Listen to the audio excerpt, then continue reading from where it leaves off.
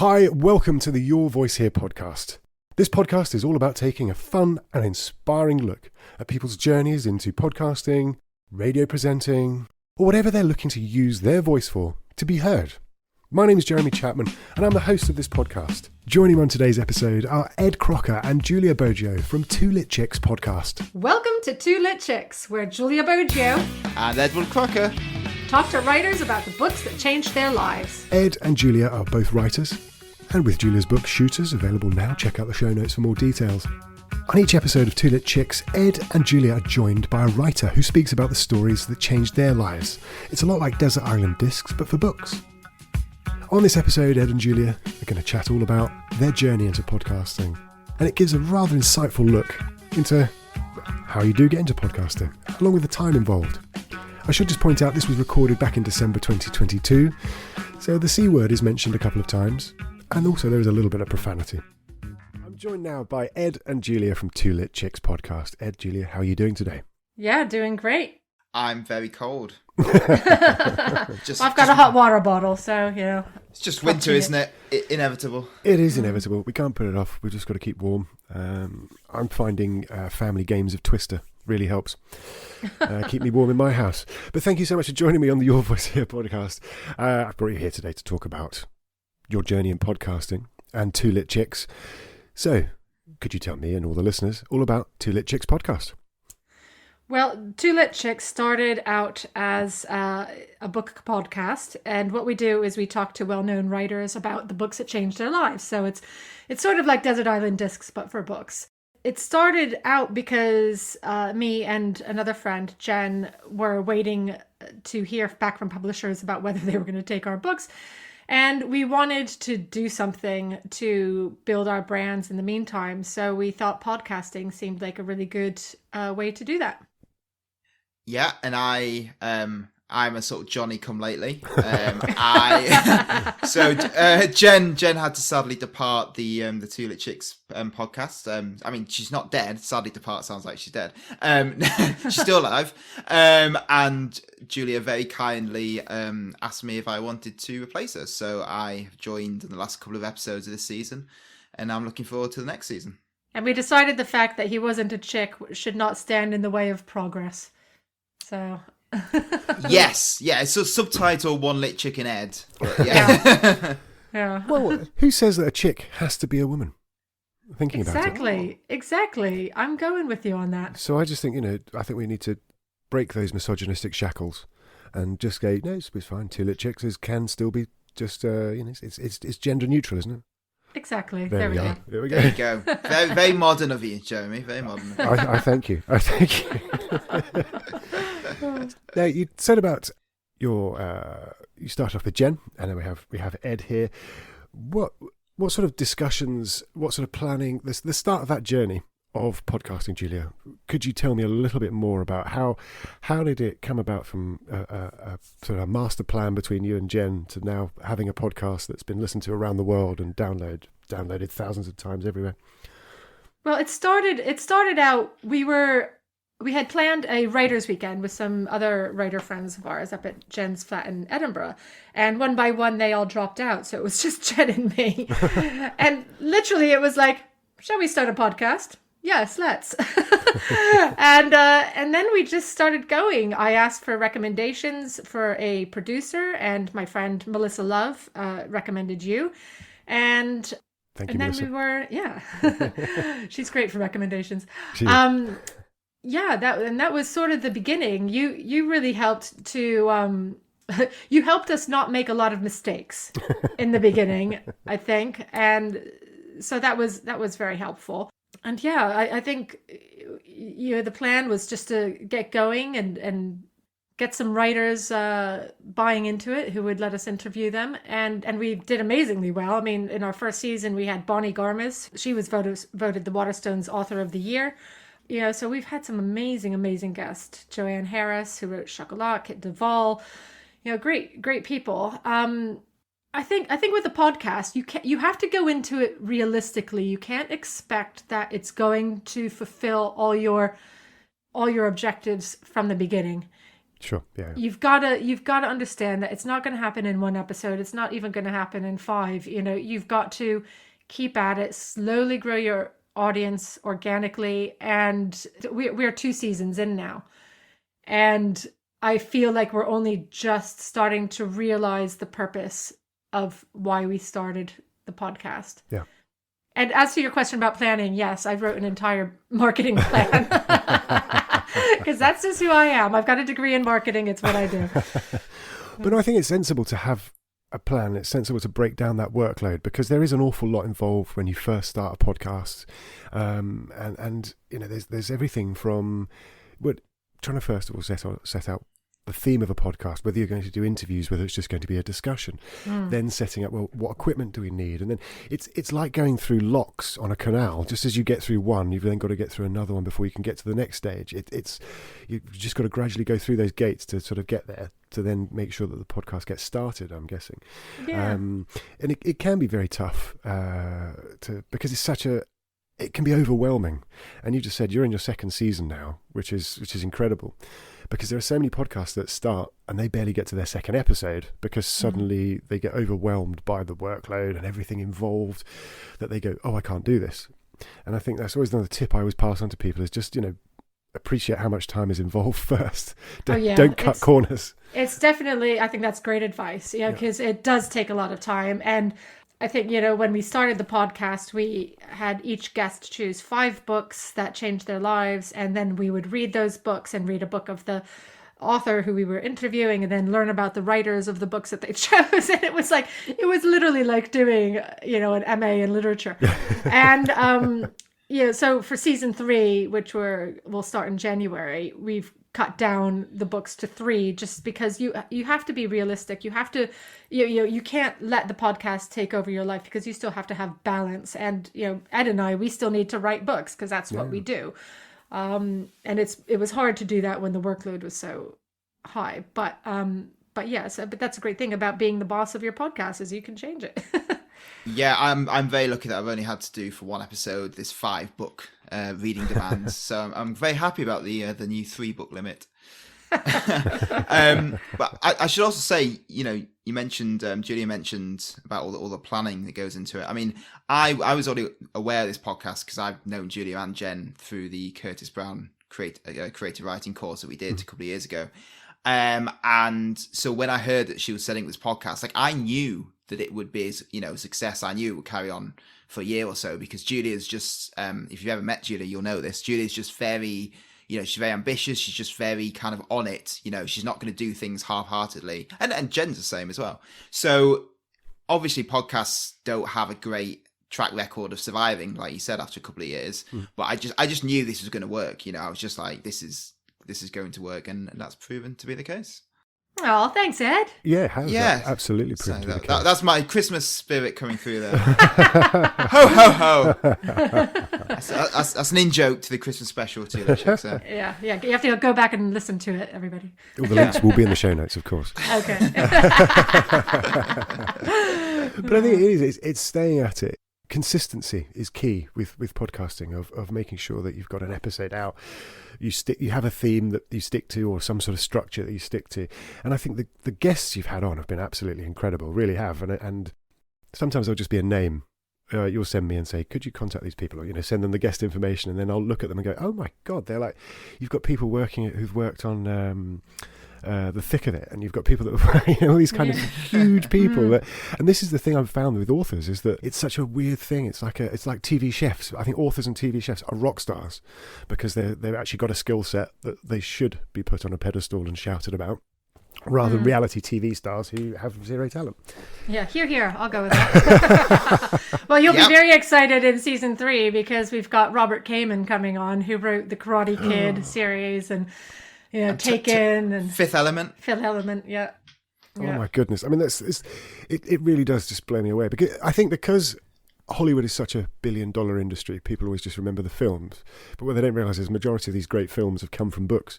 So again, it's more recognition for authors. That's why I think your podcast is fantastic because Joanne Harris you had on. And I came in and I said to Meredith, "Oh, we've got Joanne, my wife Meredith, we've got Joanne Harris coming on." And her first word was, "Oh, fuck off, you haven't really." Like, she couldn't get over it. Like, it was just like, it's huge. And I think you do such a wonderful job with the guests, and every guest that has been on has just enjoyed themselves. They've had a lovely chat, and I think they've come away thinking that was a wonderful hour I've just had with two wonderful people. So it's it has got such a lovely theme to it with the podcast. I'm waffling there. I'm so sorry. No, you can say nice things about our podcast all day long. I'm not going to cut you off. I think someone needs to start saying negative things. Too nice. Now, you say about we touched on planning and everything like that, and starting off slowly. And I think that, again, is great advice when people start off a podcast. Is, as with anything in life, the start and the end are always going to be there. The great part is the journey, everything in between. So you shouldn't rush the journey. And I think with a podcast, you've got to understand it's slow progress. And sometimes that progress can be even slower than normal. Sometimes it can speed up a little bit and then it slows down again. But it is slow progress. But I think it's always recognizing that progress and just keep going at it, because podcasting and radio is so different. It's such a different medium, despite it being a very similar thing. And with a podcast, it's out there. Once you've recorded it and put it out, it's out there forever, as long as you keep up hosting fees and all those sorts of things. So it's there. So potentially 2 years down the line, someone might hear that episode and then suddenly it becomes a phenomenal hit. You just don't know when it's going to click, really. Yeah, that's the nice thing about podcasting is that it's evergreen. Yes, absolutely. Absolutely.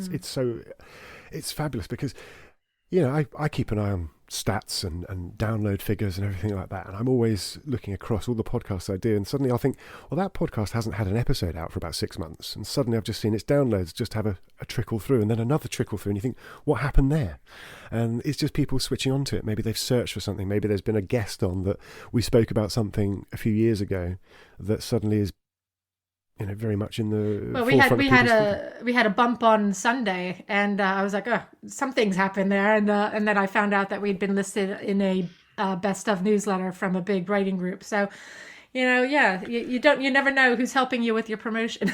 No, and you were on the Great British Podcasts as well, weren't you? Yeah. They put us in their newsletter. So you've had all sorts of write-ups, and that is the thing. People always come to me and say, I want to monetize my podcast. How can I make money from my podcast?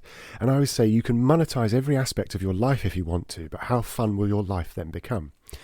And with a podcast, if you look at little bits of recognition, like you say, you've been featured in a couple of newsletters, you've had great guests on, you can say, I've got a podcast, because there's others out there whose podcast is literally just still on a notepad. They've never even recorded it. So I think it's identifying where the little success stories are in the podcasting journey, and then gradually things will monetize. But also deciding how you want to monetize it, because it's not monetizing. It isn't necessarily getting sponsors and that kind of stuff. That's one way to monetize your podcast. But another way is to use it as a tool to sell other things. So like for Ed and me, it's definitely a tool for getting people aware of our books and pointing them towards buying those. So, I have some other friends who had a podcast called Shoot, Edit, Chat, Repeat. And it was a huge photography podcast. They had like 5,000 downloads per episode, and they've just finished because they did 100 episodes. And what they were selling were classes. So they were selling online courses and stuff like that. So that was how they monetized. I mean, they did have sponsors as well, but their big monetization was through getting people interested in the classes that they were offering. So there's loads of different ways to make a podcast work for you. Absolutely. The main way people always think is, like, say, sponsorship or advertising. And at the end of the day, that can then have an adverse effect on your listenership, because listeners might go, another advert, can't be bothered. They've ruined a podcast. There are a couple of podcasts I don't listen to anymore because they have become overly... they're sort of bulging with adverts, basically. I just find it a struggle with it. So I agree, looking at it in a different way Yeah, but making that being sure- said, if anyone does want to sponsor us, we're totally open to that. Well, absolutely, absolutely. Always. Oh, absolutely. Yep. No company too unethical. That's not true. That's definitely not true. But no, just to sort of follow up on that, I find it really interesting how I'm going to take a complete guess at when the first podcast was made. I don't know, 2000. I don't think that's correct.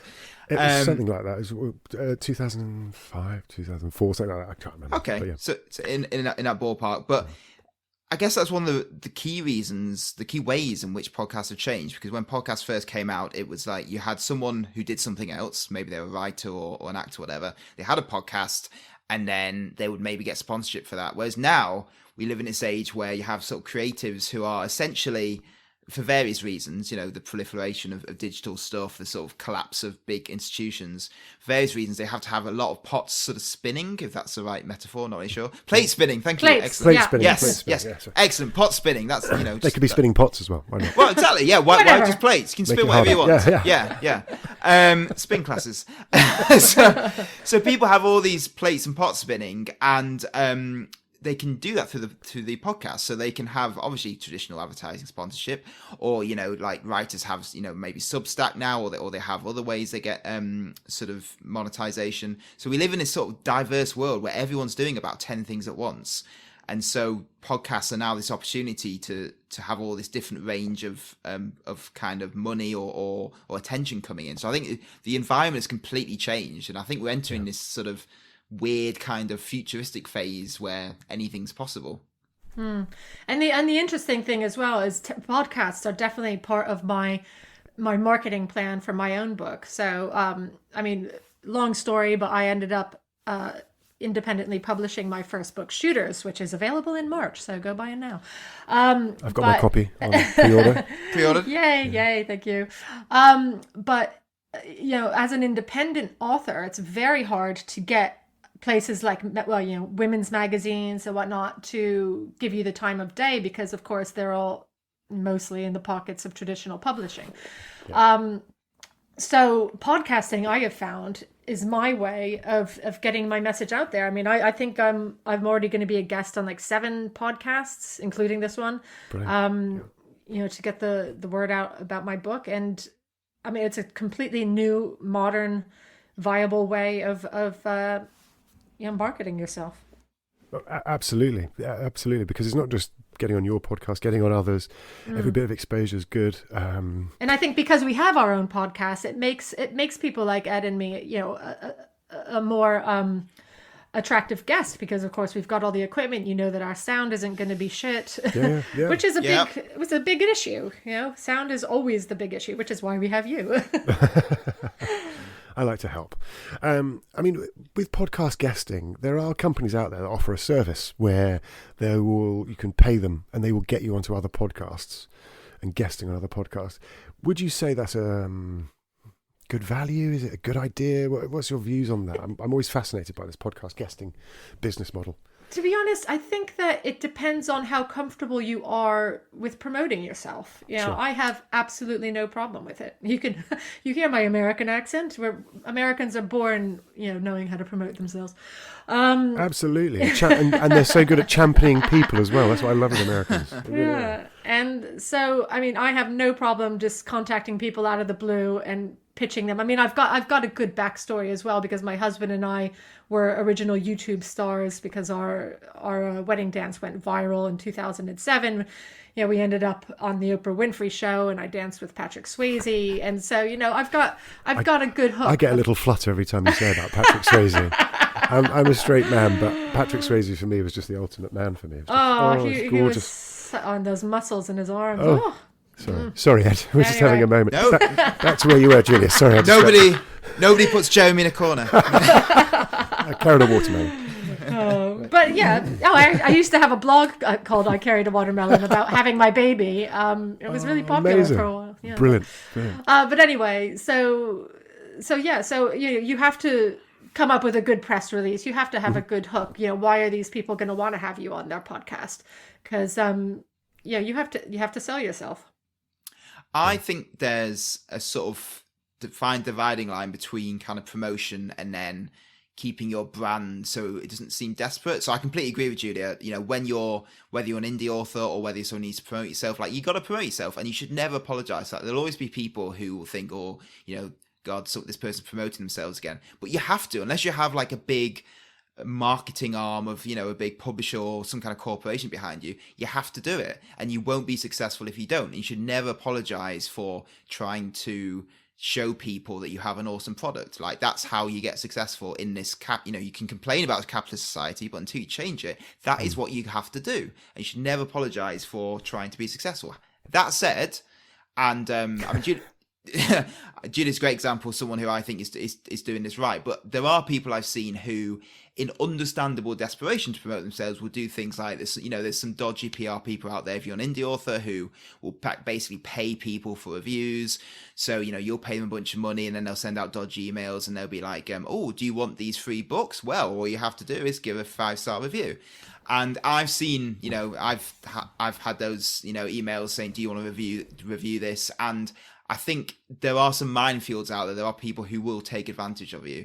So I think it's about promoting yourself with no apologies, but also being aware of your brand, because you don't want other people to kind of look at you and think, oh, that, you know, that's a bit dodgy, are you going too far? So it is a bit of a minefield. So I think, but luckily, you know, that's why Twitter exists. There are lots of ways to find out what other people are doing and copy them and make sure you get it right, I guess. I think it's getting that fine balance, isn't it, of being prepared for a bit of self-promotion without being too aggressive with the approach, I guess, a hard sale. And like you say, there are people out there that are looking to just con you, you know, pull the wool over your eyes a little bit. Yeah. That's what I was saying about podcast guesting, because I keep seeing this thing come up where a service is advertised or offered, and that you pay them and they'll get you onto podcasts. Well, that's all very good, but what if I could offer that service? I could say, oh, yeah, I can pay me something and I'll get you on podcast. And then suddenly I'm getting, say, someone that wants to talk about car mechanics onto Two Lit Chicks. Well, that's not going to work, is it? No, exactly. I mean, the thing is, you are your best promoter. Absolutely. You know, and if you should do the research yourself, find out which podcasts you think are the best. And also, you don't want to just go on any podcast. You want to find ones that have, you know, a good audience. Yeah. So, yeah, I don't know. I mean, I'd be a bit dubious about that. I mean, we get contacted. We started getting contacted really early on, just after we put out the first few episodes, from book PRs and also from authors themselves. And, you know, for us, it's very important that we maintain a mix of guests. So I think we try to have like 2 big names per season. We try to have a couple of debuts or people from interesting, you know, genres that we haven't used before, and then a couple of independent authors as well. So I think that it's important to have that kind of mix, you know, going forward. That's the kind of mix we're looking at. So, but we have people who have just, you know, persistently contacted us and sent us some really good pitches, and they're not big authors per se, but they've done a good job at pitching us their story. So they're definitely people that we would put on our maybe list, and yeah, maybe one day have them on the show. Yeah, I guess it's hard, isn't it? Because I mean, I've not had to do much of this because I've only just come on recently, but you know, we do get emails from a lot of people's, you know, PR people for authors or authors themselves, and you can't have everyone on, and not everyone is right for the podcast. But I mean, I think Julie's better at this than me. Like, I have this fear of disappointing people, so I think one of the hard things is saying to people, you know, like replying to people and saying, look, we're all booked up, you know, we'd like to have you on in the future, but we're all booked up. Or then the question becomes, what if someone is definitely not right for you?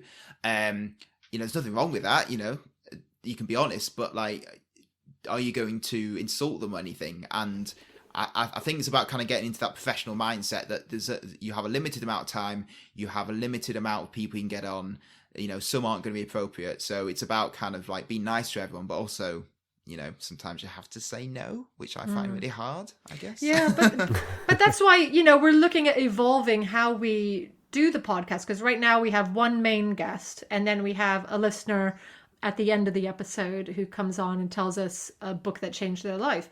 But I think that, you know, moving forward, we're very interested in trying to shine a light on more people, and yeah, I mean, watch this space. It's on our radar. Yeah, well, we're really looking forward to doing things like, you know, quick book reviews and things, stuff like that on social media. I mean, that's a great thing. Social, the socials allow you to do so much other stuff beyond your podcast. I mean, TikTok, I've recently joined TikTok myself. It's a whole new world that I'm learning about with various success. Yeah, I had to take a 2-week break from it because it was just getting, oh my God, it's relentless. And I know consistency is key, but I just had to take a step back. Busy life. Well, it is. I mean, yeah, Ed, you said about it earlier, spinning pots or spinning plates. With social media, that's another plate to be spinning. And, it's like, I've got to make sure I'm putting a post out about this, and then I've got to make sure I've got the next guest lined up. And then you sort of look at then time management of your own life, and you're sort of thinking, well, I want to spend a bit of time on my personal stuff in life as well. It does. It's just it can become so overwhelming with so much. And I think the key is just, like as we said earlier in the episode, is break it down into manageable chunks. And if you have to get help, as in, whether you've got a family member who's a bit tech savvy who can help you with editing, or you've got a friend who can maybe help you, or even if someone's recommended to you, do get it, because it could be stopping you from starting something great. We couldn't do this podcast without you, Jeremy. Because you could. It just wouldn't be as fun. I could. Yeah, obviously. No, but I mean, I don't have time to edit this, and I don't have the know-how on the tech. To me, I mean, you're part of the team. Oh. So I feel part of the family. Oh. But I mean, I think that if I had to do all that, editing and stuff of the podcast as well, I think that would be the thing that put me over the edge. And I'd rather have the podcast and pay somebody else to bring their expertise to the table. It's like birthday cakes. I know that I am not a good baker, so every year I hire somebody else to make my children's birthday cake. Okay, so work smarter, not harder. Is always my motto, because it is. If suddenly trying to think about approaching guests, or trying to line up guests for the next season, or for going forward, is a really big job anyway, because you've got to work out, you have a plan, approach the guests, work out which ones have come back to you, haven't. You've got to follow them up, get them booked in. That's a sort of a real labour-intensive job doing that in itself. If suddenly you're thinking, oh God, I've got an episode that's got to be going out, and I'm supposed to contact that guest, and oh my God, I haven't done this yet, and I haven't done that, and I haven't paid the hosting fees. It suddenly just crashes. So it's just sort of making sure that everything is just spread out and go, right, okay, I can definitely do that, but that bit I'm going to have to get some help on. And there's no harm in saying that. There's no harm in saying, well, actually, because you're getting help to get something forward. You can't. A problem shared is a problem halved, isn't it? Definitely. Or a problem shared is often just a problem posted on Facebook afterwards by someone. Yeah, everybody. Yeah, tell me how you've had problems too, and that'll make me feel better. Yeah, I know. But Ed, I do want to just ask you. So, have you found coming in later, and you've offered some contributions to the interview, but how has your journey been? Because it must be very strange of bolting on in the end and coming in.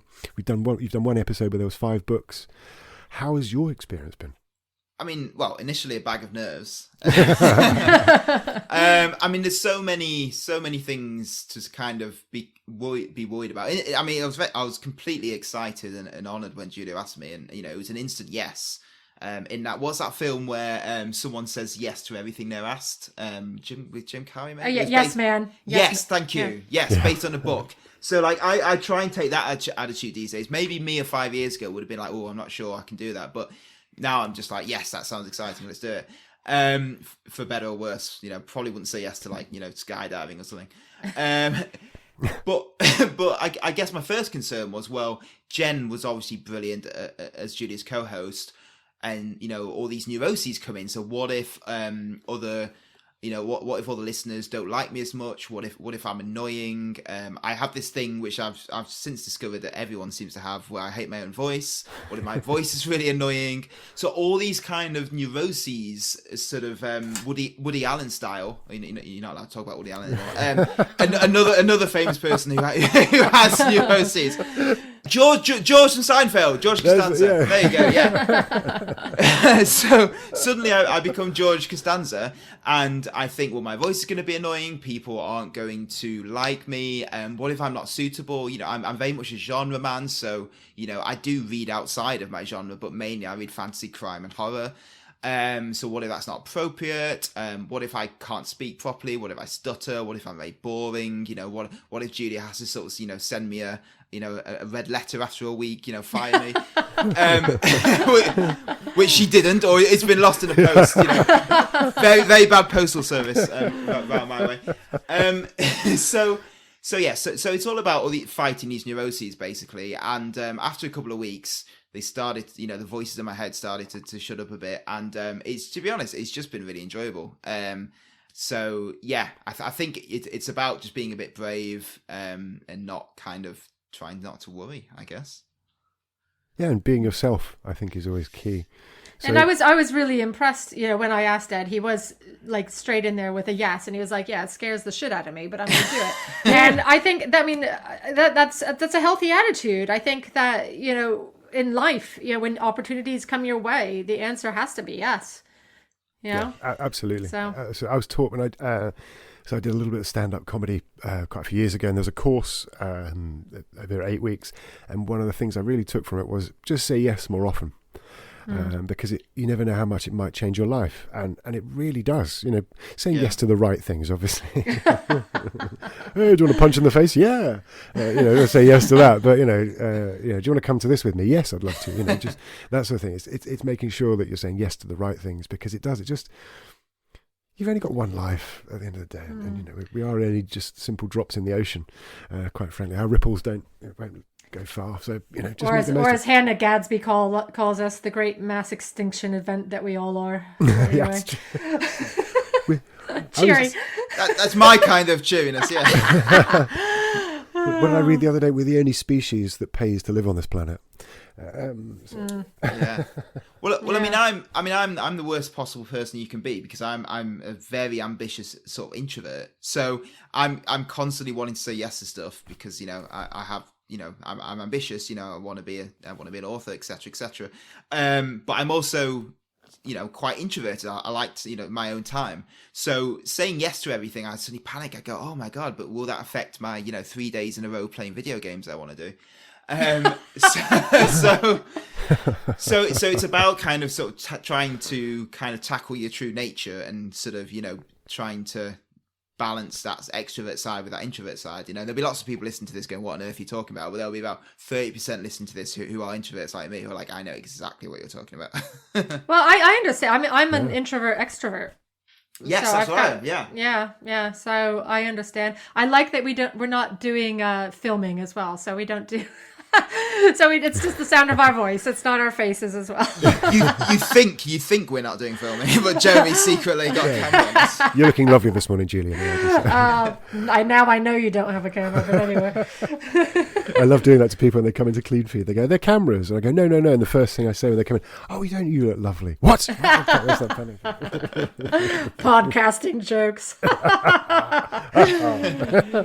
I can totally relate to the whole introverted extroverted thing, and I think we spend so long in life trying to work out other people, or how other situations could have gone differently if we'd have just changed it. We never take time to actually conquer ourselves.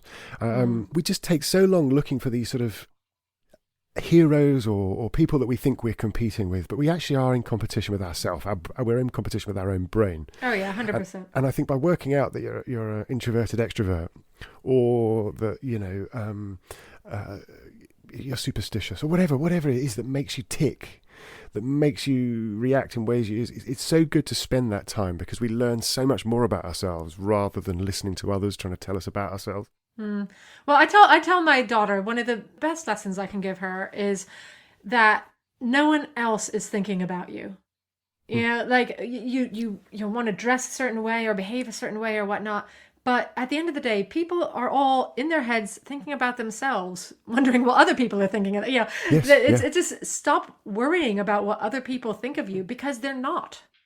I think that's one of the reasons, to be honest, like I'm enjoying my mid-30s, the most out of my adult life, because I finally, after, 15 years of worrying about what other people think of me, trying to, change my personality to suit different audiences, finally, age has, given me wisdom that, like you say, just people aren't thinking about you all the time. this idea that there's just an island, a big island out there, people thinking about you. You know, everyone's on their own little weird journey. They hardly ever think about you. And some people will not, this is what I've discovered that's completely changed my life. Some people will not like you, even if you're perfectly friendly to them, even if you try not to offend them. You will either accidentally offend them or you won't at all, but for some reason they'll just take against you, and there's nothing you can do about it. No. It'll never change. So you may as well just try and be, not a dick, if I can say the word dick on your podcast. I think we've already said fucking shit. So Dick. I think that was, I agree with you. That's a lesson I learned early on, in my early 20s. There were some girls that just didn't like me, and I was like, and I actually had to go to a psychologist about it, because I was like, and the thing that she helped me realize, and this was like one of those light bulb moments, was that I didn't like them. So who gave a fuck? Exactly. I couldn't agree more. Well, I think we've pretty much put the worlds to rights this episode. Before we go, though, have you got any tips, any advice? I mean, I think that what I would say is, when you are starting the podcast, set yourself a big, hairy, audacious goal for what you want to achieve with it. Mm-hmm. And then figure out what you have to do to get there. Because I think that it's like anything. If you set a goal, the chances are more likely that you'll get there than if you don't. Brilliant. Ed, have you got a tip?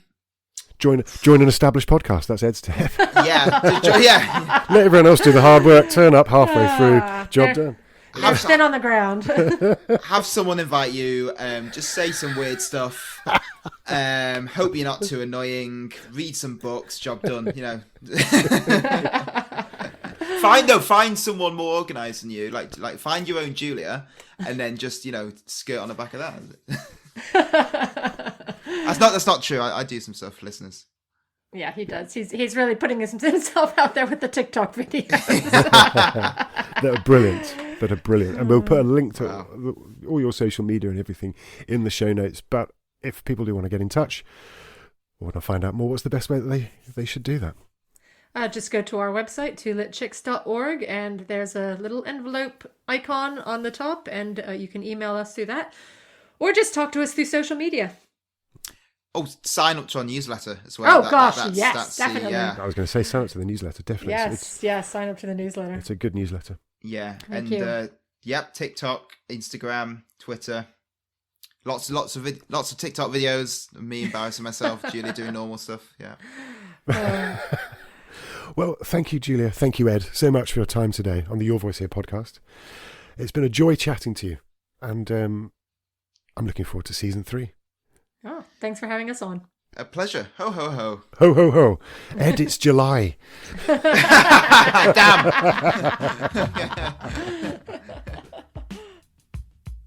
Thank you so much to my guests for joining me today here on the Your Voice Here podcast. If you'd like to find out more information about what we discussed on today's episode, along with finding out a bit more about our guest, then check out the show notes for more details. And of course, thank you to you, the listeners, for tuning in. It's greatly appreciated, and it's nice to know someone's actually listening to me. If you'd like to find out more about Your Voice Here, again, check out the show notes. If you'd like to get in touch, then you can email hello@yourvoicehere.co.uk. We'd love to hear from you. Now, before every interview, I try and warm up every guest by doing a quick fire question round. It acts as a nice way to get them laughing, warming up their vocal cords, and just to relax them a little bit. Give it a try if you're a podcaster. Free tip, there you go. I did think though, what shall I do with all these quick fire question rounds that don't really make it into the podcast? Well, why not just bolt it onto the end and see if listeners like it.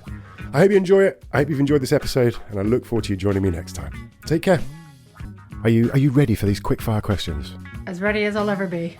Nope. Yes, there's Ed's pessimistic attitude I love so much. We're going to try and rattle through these in under a minute if we can, so let's go. Okay. Dog or cat? Cat. Dog, definitely. Death row meal? Pizza. Oh, steak with peppercorn sauce, broccoli, potatoes, and some other sides. Yeah. Keep your time going. That's what I always think. Order some sides because it's a death row meal. They can't kill you until you've eaten it. So exactly. You can get what you want. Yeah. This is the perfect time. One word that would describe you. Oh God. That's 3. I don't know. That's one of those questions you kind of need to think about. Yeah. I don't know. Busy. Strange. Easy that. X-ray vision or ability to fly? Fly, I think. X-ray vision, for reasons I won't say.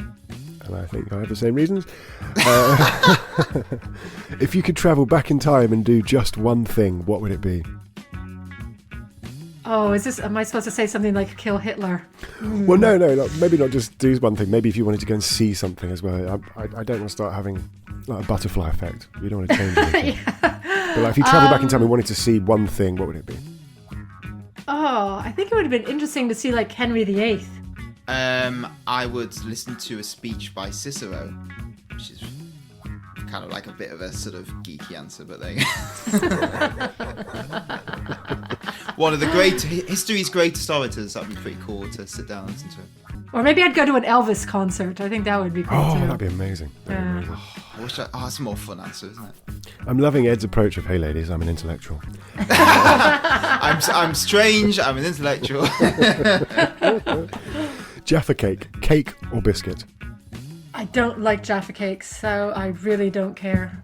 I don't eat cakes or biscuits because I'm one of those awful health people, so I'm going to say neither. That's probably boring, isn't it? So, cake, let's go cake. This is going well for a minute. The last thing you ate? Oh, last thing I ate was, well, does drink count as well? Technically not, because I'd say what was the last thing you drank?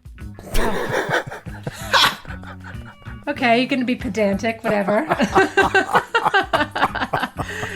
So that was last night then. I can't remember that far back. I'm premenopausal. That's a long time for me to go back in time. So I honestly can't remember what I had for dinner.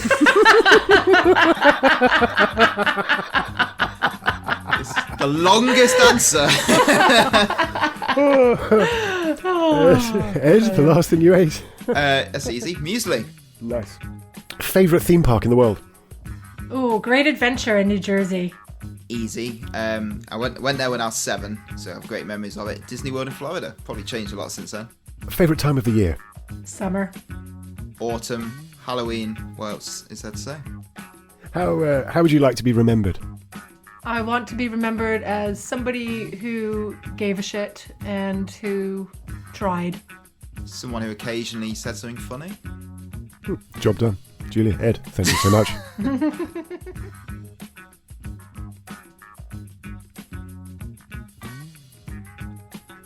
I had tacos for dinner.